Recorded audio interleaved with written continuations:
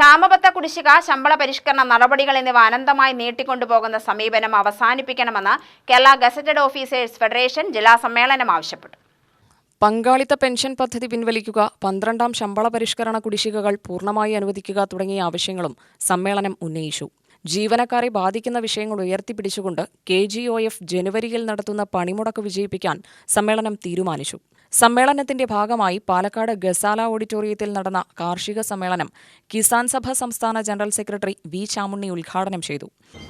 ആ സമരത്തിന്റെ പാതയിലേക്ക് അണിനിരത്തിയത് നമ്മുടെ രാജ്യത്തിന്റെ ദേശീയ സ്വാതന്ത്ര്യ സമരത്തിന്റെ പ്രധാനപ്പെട്ട ഒരധ്യായമാണ്.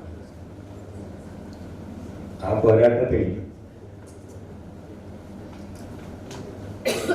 കർഷകരോടൊപ്പം അവരുടെ വീടുകളിൽ താമസിച്ച് അവരുടെ പ്രയാസങ്ങൾ, ദുരിതങ്ങൾ പഠിച്ച് കർഷകരെ സമരത്തിലേക്ക് കൊണ്ടുവന്ന മഹത്തായ പാരമ്പര്യമാണ് നമ്മുടെ രാജ്യത്തിലുള്ളത്. ചമ്പാരൻ സമരത്തെക്കുറിച്ച് കൃഷിക്കാരെങ്കിൽ നല്ലതുപോലെ പഠിക്കണം.